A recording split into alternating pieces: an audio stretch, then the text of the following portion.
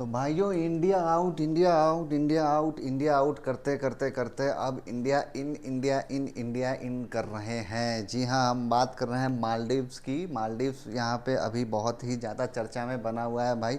खास करके हिंदुस्तानी मीडिया इसको ज़्यादा कवर कर रही है। भाई कवर करना भी चाहिए, क्योंकि बात ही कुछ ऐसी है। जो बंदा मतलब जब इलेक्शन लड़ने के लिए आया था, जब इलेक्शन लड़ रहा था, तब उसने क्या क्या चीज़ें बोली थी, उसके बाद मतलब एट रैंडम पलट जाना और भारत के प्रधानमंत्री को एज अ चीफ गेस्ट अपने कंट्री में बुला लेना, अगर ऐसा कुछ होता है तो वाकई में यह चर्चा का विषय बन जाता है। आखिर क्यों हुआ है ऐसा, और क्या ज़रूरत पड़ गई बेचारे को कि भैया आप हमारे यहाँ आ जाइए, हमारे यहाँ आ जाइए। तमाम सारी चीज़ें इस वीडियो में डिस्कस करेंगे। और फिलहाल अभी मोदी साहब मालदीव दौरे से आ गए हैं, तो इस दौरे में क्या हुआ है, क्या क्या चीज़ें हुई है, ठीक है, चाइना किस तरीके से इस दौरे को देख रहा होगा और क्यों परेशान होगा, ये भी डिस्कस करेंगे इस वीडियो में। तो वीडियो को अंत तक ज़रूर देखिएगा। भाई जैसा कि ये आप तस्वीर देख रहे हैं, ये है मालदीव्स के प्रेसिडेंट मोहम्मद रिजू। और जब ये 2023 में चुन कर आए थे, उस वक्त इन्होंने इंडिया गो का नारा दिया था। इंडिया गो कहने का मतलब है कि हमारे कुछ आर्मी के पर्सनल्स वहाँ पे थे, और उनकी संख्या सिर्फ 88 थी, 88 के क्वांटिटी में वहाँ पे थे। और बेसिकली वो इसलिए थे कि भारत ने जो हेलीकॉप्टर मालदीव्स को दिए थे, उसकी प्रॉपर ट्रेनिंग मालदीव्स की आर्मी को नहीं था। इसी वजह से वो लोग थे वहाँ पे, ताकि उनको प्रॉपर ट्रेनिंग दी जा सके, ठीक है। उसी को लेके इन्होंने अपने इलेक्शन में कंपेन किया कि भैया भारत हमारे लैंड को यूज़ कर रहा है, ठीक है, हम छोटे हैं लेकिन कोई हमको आके बुली नहीं कर सकता है, वगैरह वगैरह सारी चीज़ें की।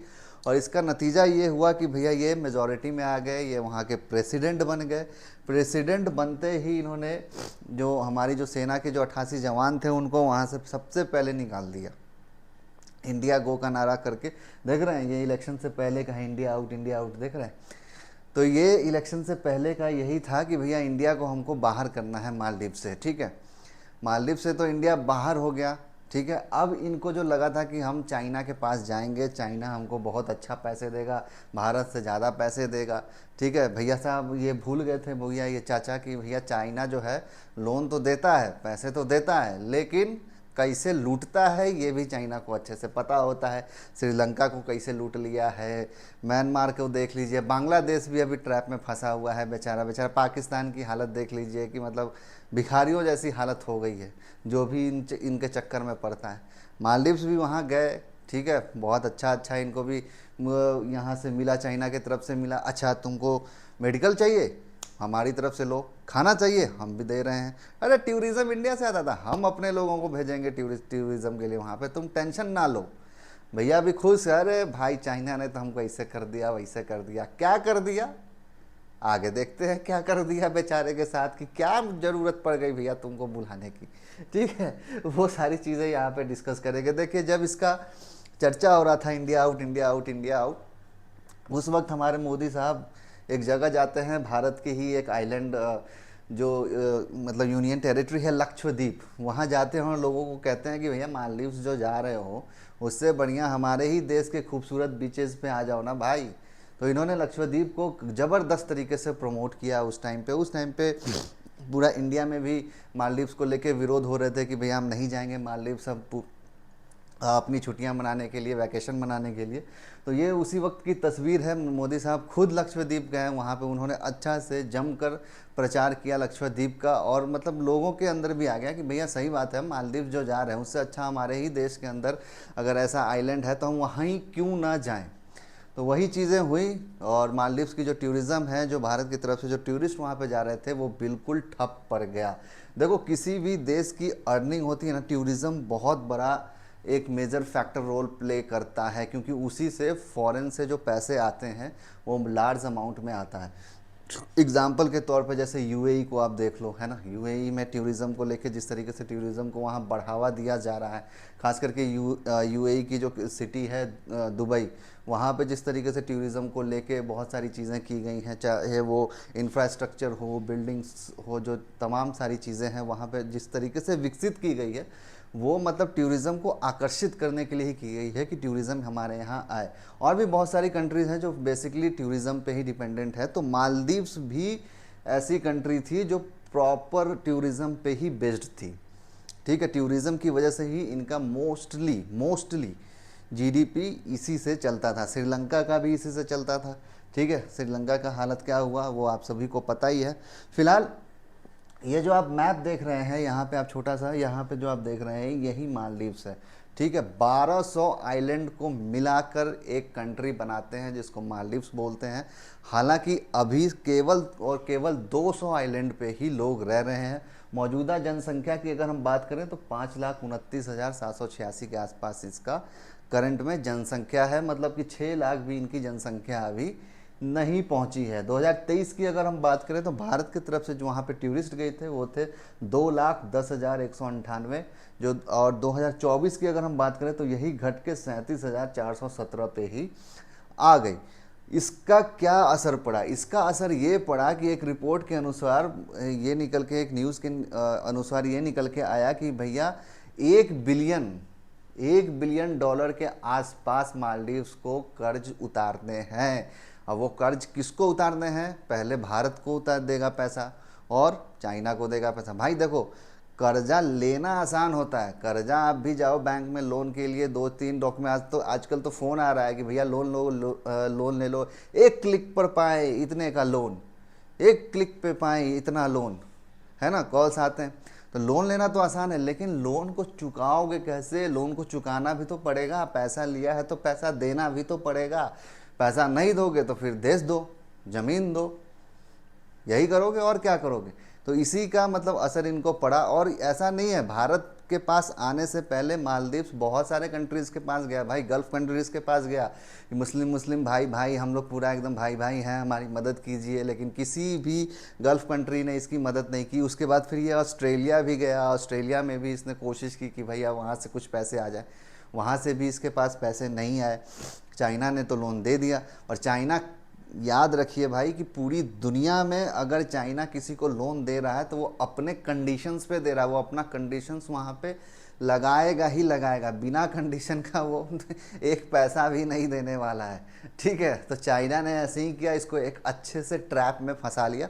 और चाइना के लिए ये इम्पॉर्टेंट भी था। देखिए, एशिया की अगर हम बात करें ना तो चाइना के लिए जो सबसे बड़ा खतरा है वो इंडिया ही है। और मालदीव्स की जो लोकेशन आप देख रहे हैं ना, ये इंडियन ओशियन के अंदर है। और इंडियन ओशियन में अगर वो, जैसे श्रीलंका के अंदर तो अपना उसने बना ही लिया है, मालदीव्स भी अगर उसको मिल जाता तो इंडियन ओशियन में जो भारत की जो दबदबा है वो कम हो जाती। ठीक है, और यहाँ से वो मतलब देख रहे हैं कि भारत पे आसानी से नज़र रख सकता था, बहुत आसानी से भारत में नज़र रख सकता था। और इस तरीके से भारत को तीन फ्रंट अगर मैं बोलूँ तो गलत नहीं होगा। एक तो भाई चाइना बॉर्डर है ही, पाकिस्तान बॉर्डर है ही, 2 फ्रंट तो ये होगा, तीसरा फ्रंट चाइना यहाँ से भी खोल सकता था। इसको लेके भारत सरकार भी चिंतित थी।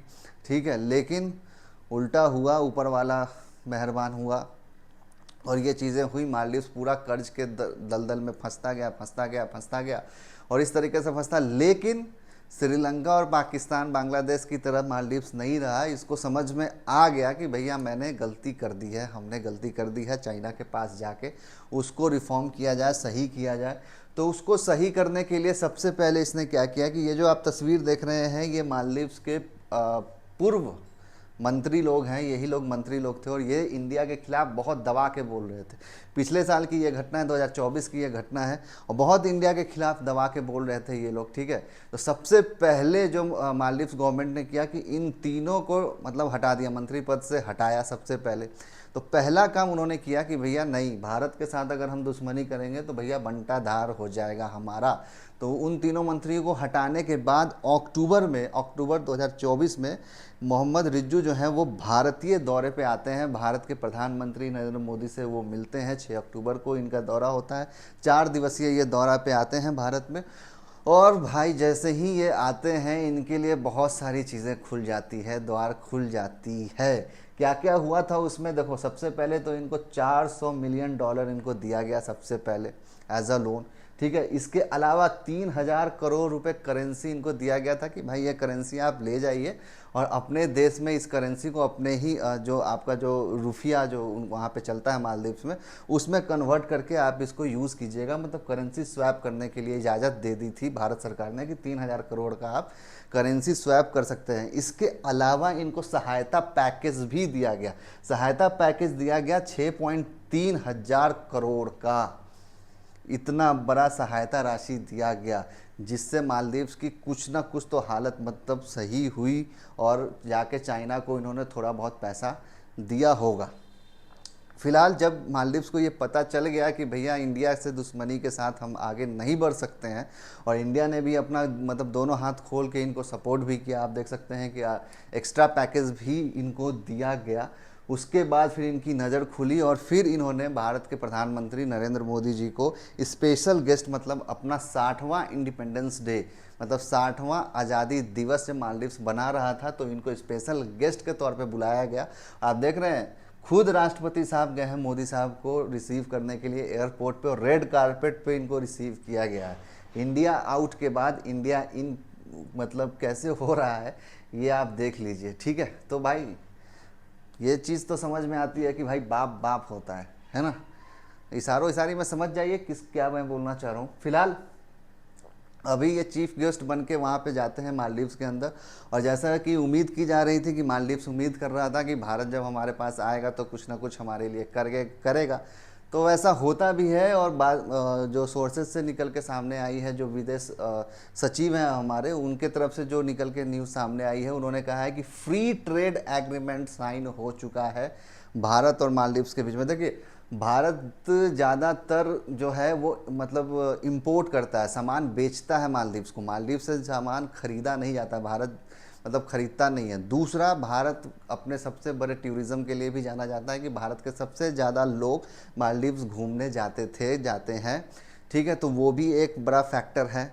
ठीक, इसके अलावा भी जो बिज़नेस को लेके देखो, फ्री ट्रेड का कहने का मतलब है ना कि जब फ्री ट्रेड एग्रीमेंट साइन होता है ना तो बहुत सारे सैंक्शंस में छूट मिल जाती है। ठीक है, बहुत सारे जो टैक्सेस होते हैं उसमें मतलब छूट मिलती है ताकि जो बिज़नेस है उसको इजी वे में किया जा सके। अभी मोदी साहब यूके दौरे पे गए थे, यूनाइटेड किंगडम, वहाँ पे भी इन्होंने फ्री ट्रेड एग्रीमेंट साइन कर लिया कि भारत और यूके के बीच में फ्री में ट्रेड होगा। मतलब उस पर कोई भी टैक्स नहीं लगेगा, अतिरिक्त टैक्स जो एक्स्ट्रा टैक्स लगते हैं वो सारी चीज़ें नहीं होंगी, और बहुत सी रियायत दी जाती है, बहुत सा रिलैक्सेशन दिया जाता है फ्री ट्रेड में दोनों देशों के द्वारा। ठीक है, तो वो एग्रीमेंट यहाँ पे साइन हो गया भारत और मालदीव्स के बीच में। पहली चीज़ तो ये हो गई।